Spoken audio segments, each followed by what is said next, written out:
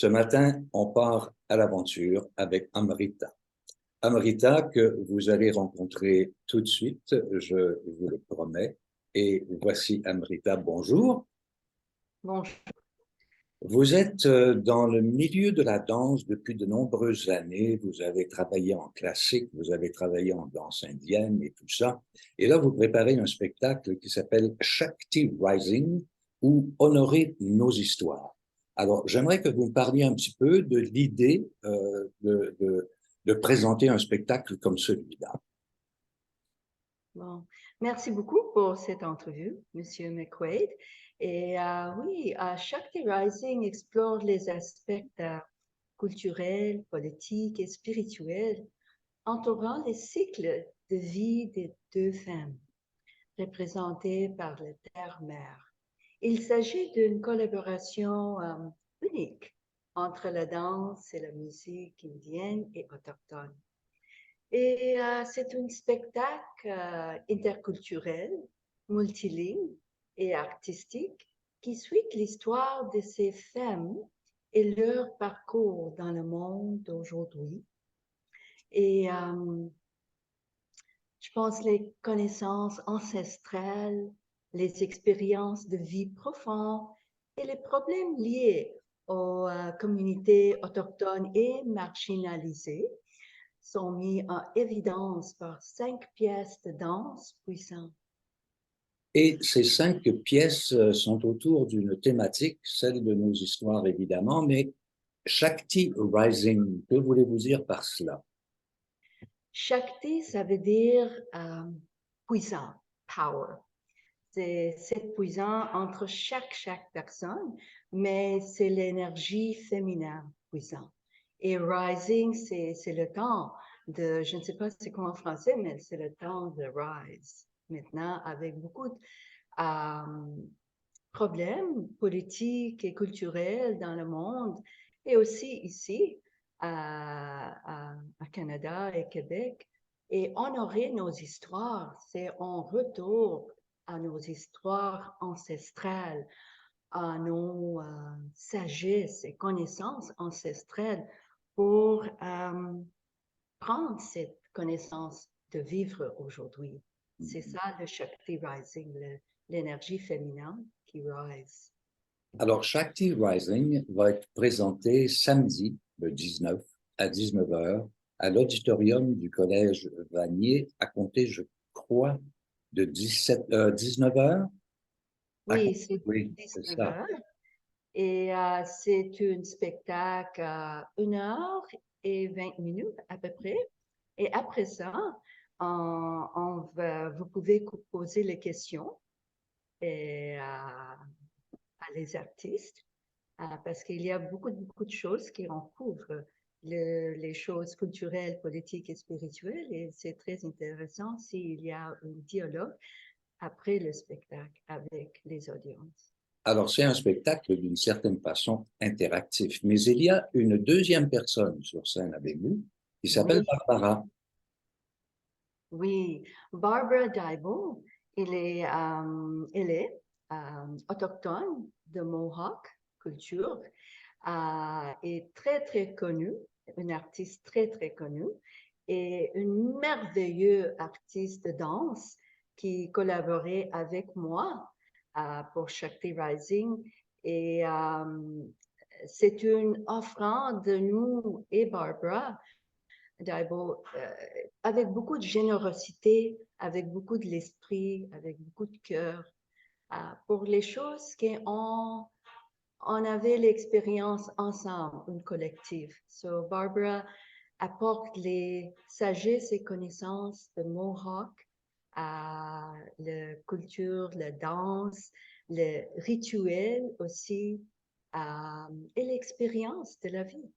Alors, on voit bien sur cette image le mariage de ces deux cultures, la culture autochtone et la vôtre. Et votre expérience à vous, d'abord et avant tout, est indienne, Pardon, je n'ai pas compris. c'est-à-dire que votre expérience à vous, c'est une expérience indienne des Indes. Oui, c'est une collaboration avec les culture et danse et musique indienne et culture et danse et musique autochtone. On avait aussi une troisième et quatrième artiste autochtone de Pérou, Pedro Diaz, un musicien merveilleux et un artiste de l'Inde, classique de l'Inde, musique, Aditya Varma. So, avec les 4 personnes ensemble, Pedro aussi apporte les sagesses de Pérou, autochtone Pérou, et Aditya Varma apporte le connaissance de danse, musique classique indienne. So, avec les 4, c'est une très, très bonne collaboration. Alors, il faut comprendre que la musique est en direct. La musique se passe pendant le spectacle. Elle supporte le spectacle d'une certaine façon. Il y a 5 thèmes que vous explorez. Est-ce qu'on pourrait les nommer? Oui, est-ce que je peux expliquer les 5 Oui, pièces? absolument. Merci. So, Shakti Rising, on commence avec la création, qui représente Shakti, la puissance créatrice, destructrice et recréatrice de cet univers, et qui symbolise la forte énergie féminine de la création. Cette pièce, suivie de pièces qui ça veut dire préservation, une œuvre symbolise l'histoire de Sky Woman. En français, c'est Femme de ciel, qui représente l'aspect autochtone et l'énergie dynamique de la création et de la préservation.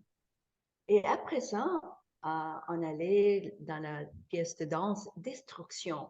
Et Destruction, c'est une pièce de danse très puissante qui nous offre une portée sur les épreuves et les tribulations auxquelles sont confrontées les communautés marginalisées et autochtones à notre époque. D'accord. Et après ça, il y a l'autre pièce, Recréation, une pièce de mouvement lyrique qui apporte l'espoir et la compassion.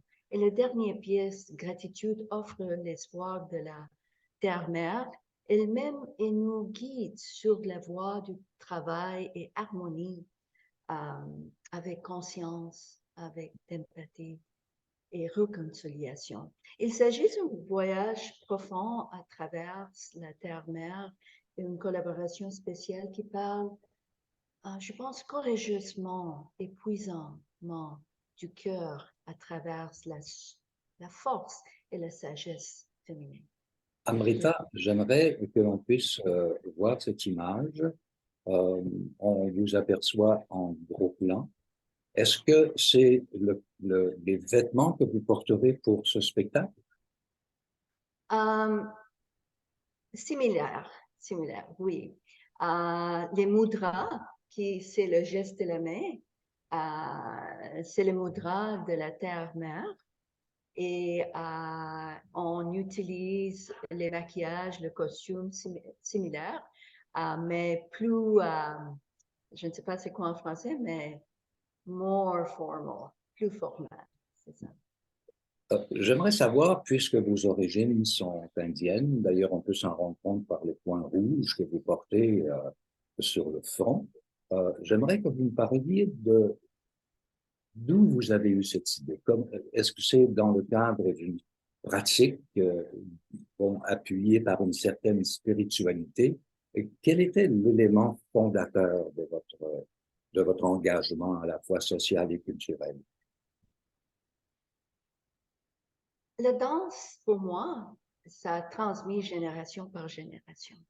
Ma mère était une danseuse et il y a plusieurs danseuses qui transmettent par génération en génération.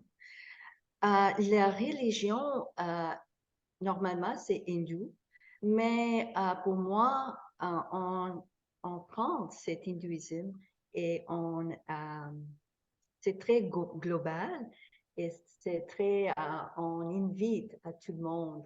C'est pas très religieux, mais plus spirituel. Et pour moi, la danse et la spiritualité, c'est ensemble. Je ne sais pas si c'est votre question ou non, si j'ai compris votre question. Non, non, j'avais pas de questions, c'est bon. Continuez, je vous OK. écoute, c'est intéressant là. Pour nous, danse et mouvement, c'était la première forme de communication avant le corps vocal à développer. Ouais. Avant, et scientifically, c'est vrai aussi, avant notre corps vocal à développer, on exprime par le mouvement et la danse et yoga. Et après ça, quand le corps vocal a développé, on a développé un système de oral qui transmet par la génération à génération. L'oralité, quoi. Oui, la danse, spiritualité, c'est une philosophie de la vie. C'est pas séparé. On brosse le dent, on dit bonjour, on travaille, on danse, on fait le prière pour tout le monde dans ce monde et c'est complètement interconnecté et interdépendant.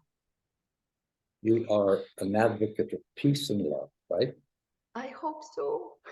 I think we all are. Et c'est ça qu'on essaie par la danse. On connecte, on dit qu'on est tout le monde ensemble dans cette vie. C'est pas séparé.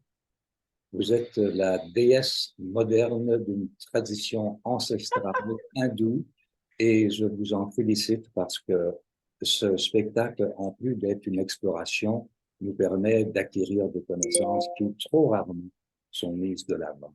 Amrita, j'aimerais vous remercier pour votre présence et rappeler que le spectacle aura lieu samedi le 19 à 19h à l'auditorium du Collège Vanier, qui est situé au 865 avenue Sainte-Croix à Montréal. Je vous laisse le mot de la fin, Amrita.